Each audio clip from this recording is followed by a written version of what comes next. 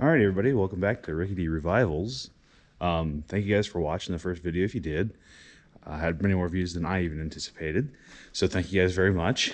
But yeah, so we're back here out with the Fiero. I have done a little bit of work, but just like I just put on I found a set of tires for free on Marketplace, so picked those guys up, and I only put one of them on. I still got two of them that need to put on yet, but we just replaced that one that was completely blown out. That way, in case I had to move it again or anything like that, it wasn't so bad. So we got one semi-new tire. It was a very old tire, but had never been used before. So we still got some extras. But here, give me 1 second. So we are in the barn today. Don't have much time today because I'm actually going to go to the Big Ten championship game, Oregon versus Penn State. So I am going to do this kind of quick. My goal today is just to get some spark plugs out. I did bring my endoscope, so if I get spark plugs out, we'll take a view down the cylinders and see, how rusty they are, how stuck our rings are, because this has been sitting for a long time. The piston rings are probably stuck. So my goal is just to open the spark plugs and get some concoction of our mystery oil, some old used oil, and maybe some WD-40 down there, and just try to get it sitting in that stuff and soaking for a little while. So that's the goal for today. So I'm going to get a light and start cleaning out around the spark plugs because there's a lot of dirt around the spark plug holes, and I don't want that getting in the motor. So I'm gonna get the vacuum, some picks, and a light in here. I'm gonna get to work. So I will get back to you guys as soon as I have something to fill you in on. Okay, so we got the majority of the dirt cleaned out around this spark plug hole. I'm not super happy with it, but it's the best we're going to be able to get. I took some air and blew them out as well, so we scraped them out with some of the picks and then put some air around them. I had a shower of dirt all over me. I'm probably gross now, but I'll try to get here and you guys showed. I put some WD-40 down around the spark plug hole as well. Alright, so I put the light here for you guys for a second. So I got some WD-40 sitting down there. And this one's holding quite a lot more than the rest of them. You can see that one is down over here as well if I get the right light in the right spot. Get that one. Now, I'm going to refer to these as looking at them from back here, that's the driver's side, this is the passenger side. I'm going to call that one cylinder 1, 2, 3, and 4. That way, it'll be a little less confusing. It's not the firing order, but just so that we're able to distinguish which ones are which. Alrighty, so I'm going to let these sit and soak for a minute and try to get some of that penetrating oil down in there. And then I'm going to take my piece of plywood here and lay back over the top of the motor and pull plugs out, or at least attempt to pull plugs out. So I will talk to you guys then. What we got here now, we got all the plugs out. So from right to left here, right would be cylinder 1, and left would be cylinder 4 that we talked about earlier. Now as you can see, number 3 right there was a pain in the butt to get out. There was so much dirt caked in that cylinder hole, right on top of that spark plug sits, because there's no boot on this one. So no boot on 4, no boot on 3. Now, like I said, 1 and 2 had a boot on there for the spark plug wires.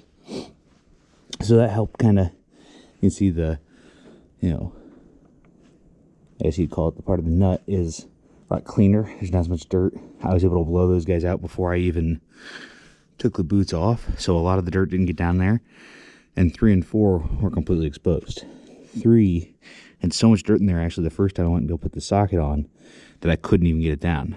So I get the endoscope out. I am going to get set up to where you guys will be able to come join me and take a peek down inside the cylinders. So we're going to start in 1 and work our way over. Alrighty. So here, I'll turn off this for a second. Here we got cylinder 1. You can see there's a little bit of carbonate fluid. Probably is the penetrating oil that I put in the spark plug holes. You can see the cylinder's pretty far up in its stroke, so we're not going to be able to see a ton there. See if I can get back down there without Peek my head around, I just turned off that light. It's not looking like it. Turn this back on for a second. Alright, well, there's not much to see. Much more on that one. Try to clean out the end of the camera here a little bit. And let's see what we got in this hole here.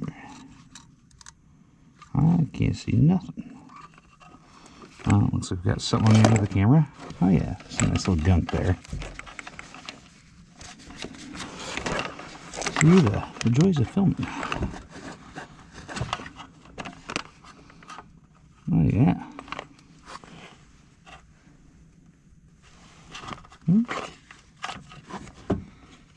Still pretty fuzzy. Let's try to wipe it here. Alright. There we go. Much better. Now let's try to not hit any of the dirt this time on the way down.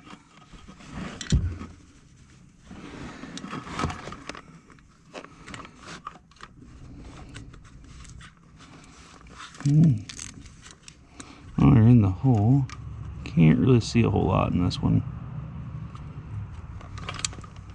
I think we keep getting dirt in the camera. Let me try one last time, clear her off, and try to re-stick her back down in the hole. Really probably need like a microfiber to clean that thing off, right? Alright.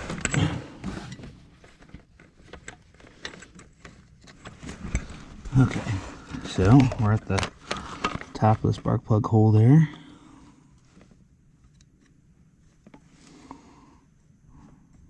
Come on. Oh, this cylinder looks pretty clean. Oh yeah, look at that. Now that's what we want to see. This thing looks perfect. Now you can't really see the cross hatching, and I think we just got dirt in the camera again. But couldn't really see cylinder wall there too much. But from what we could see, I would say that is perfect. Now the first one had a bit of gunk to it. Second one's just about perfect. Let's see what number 3. This is the one that had all that dirt. And you can see all around in there. It's just covered.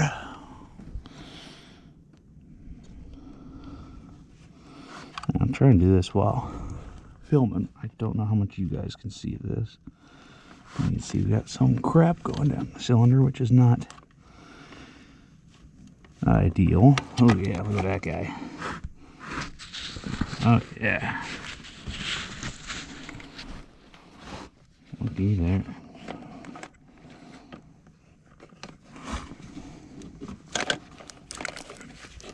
That thing looks beautiful. For 100,000 miles, that's an awesome looking motor. Now you can see, I don't know how well you guys can see it. This isn't the best of quality of endoscope, but up there you can see some vertical wear marks, which for 100,000 miles is more than fine. I expected a lot more than this actually. So this thing's been running pretty good, I'd say, for a while. So I don't see a ton of carbon buildup. You know, I think this looks great. All right, let's try for this last cylinder here. Looks like we're still all looking pretty good. Alrighty, let's see if I can get you guys going down in here a little bit. Alrighty, here we are. This one looks like it might also be at the top.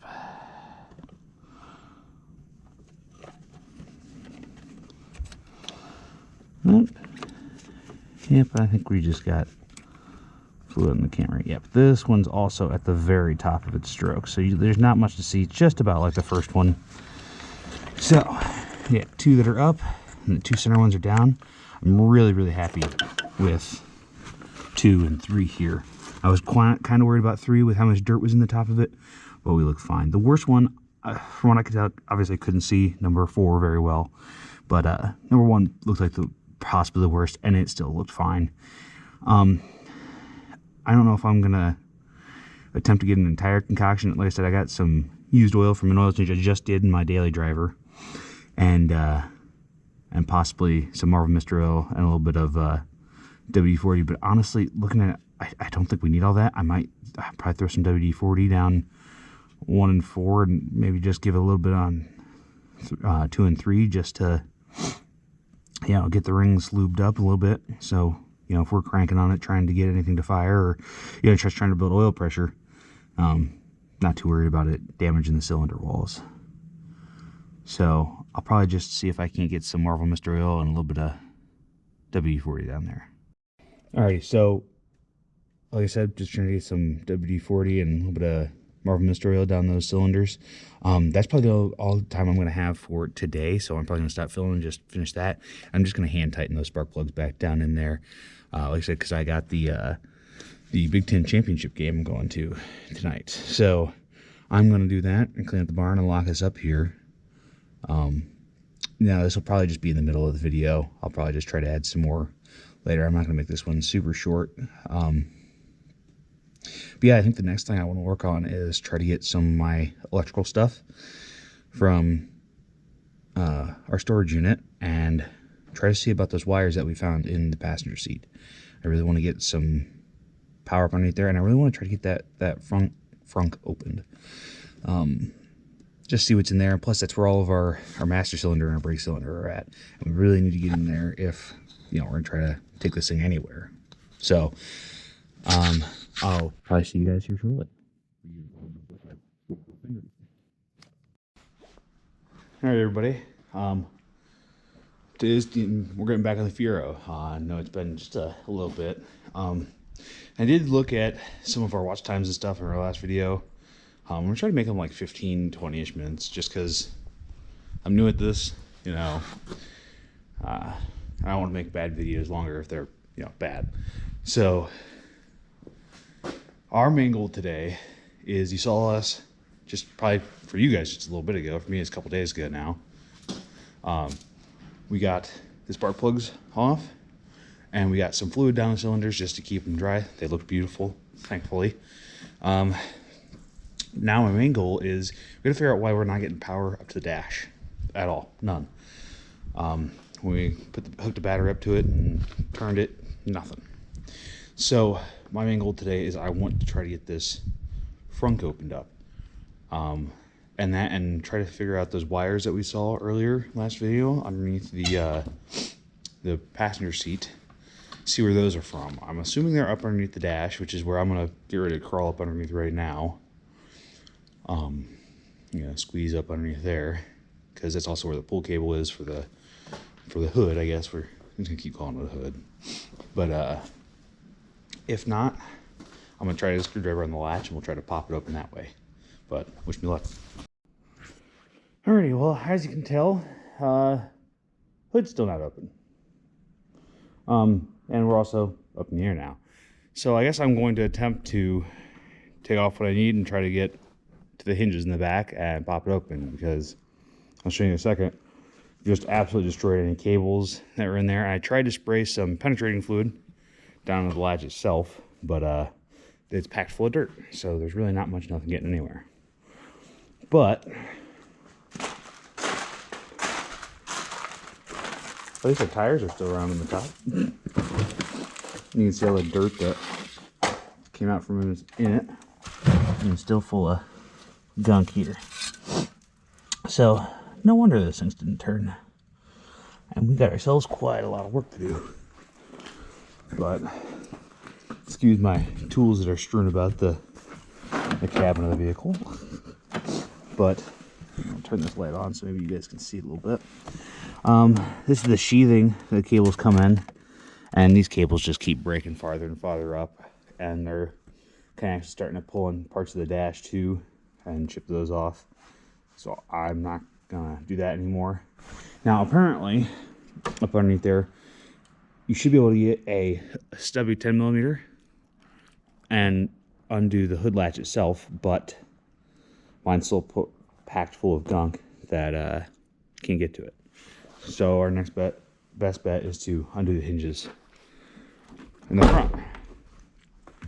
Now, I know we're kind of jumping around here a little bit, but back here on the engine just for a second, I saw this actually from Vice Grip Garage just the other day on these TBI cars, which this is a TBI car, which stands for throttle body injection. Maybe if I can get this clip off of here. Come on. There it goes. So we've got these two little prongs that are right here, and that is our nozzle for our fuel, our injector. Apparently, if you take a 9-volt battery, you just touch these two, you can hear the click. So be quiet for a second.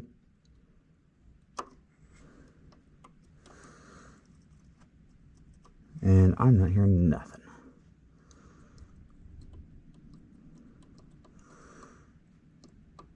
Which, fair, is to be expected. And I know this is a good 9-volt. But, yeah.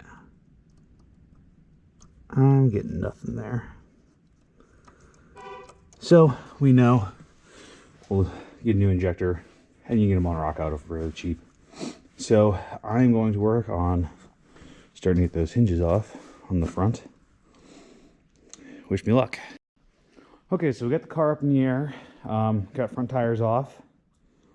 Actually, I think I already showed you getting that other front tire off, but still some good news and some bad news here. Good news is we got the inner fender liner off. And like I said, I was trying to reach up to get to the hood hinges up there. Well, they're still not really accessible from that vantage point. And I'll show you guys here the good news. Our good news is this metal in here, this inner fender, looks great. I mean, there's some spider webs and stuff that'll need taken out before it causes anything, but somehow, after sitting in a field for who knows how many years, this thing looks beautiful. Honestly, the worst rust that I've seen on it has been the front cross member between the radiator and the condenser, and that still doesn't look bad. You can see our door hinges here and inside our door pockets.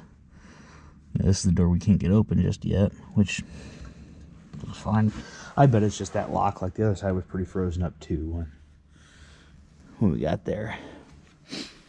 But yeah, so I'm a little stumped. I think what I'm going to try to do is I'm going to hook up the air compressor and try to blow some of this gunk out of the top here. And with that, hopefully I will be able to see, apparently there are two 10mm bolts that go to the latch that's on attached to the hood itself. So I guess that's going to be my plan of attack. I'm going to go for that guy. I'm actually probably going to lower the front of this down maybe a little bit so it's a little bit easier to reach. But first I'm going to go inside and get warmed back up. Because, you know, we're a brisk, I don't know, what are we today? We're up to 32 now. 32. It was about 14 degrees when I got out of the house this morning, so it's still pretty cold. But yeah, I'm happy with everything I've finding. The only issue that we had getting this sucker off is we broke one of the tabs. You can see there's a tab there, one there. There's meant to be one that's right there, which is now landing my pile of fasteners over there. But it's coming along. It's slow, but we'll get there. Alrighty, so we're actually packing it up for the night. It's starting to get kind of dark. We're about 4:30. I've been working on trying to get that stupid hood up basically all day. I did get a lot of the gunk out from around the hood latch itself cleaned out, and you know, some of the padding that was falling down from the hood, and got a good bit of WD-40 on that hood latch.